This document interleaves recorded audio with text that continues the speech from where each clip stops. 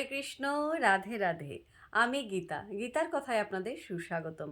আজকে আরও একটি ভিডিওতে গীতার অষ্টম অধ্যায়ের 25 নম্বর শ্লোকটি পাঠ করছি।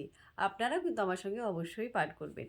ওং নমো ভগবতে বাসুদেবায়, ওং নমো ভগবতে বাসুদেবায়, ওং নমো ভগবতে বাসুদেবায়।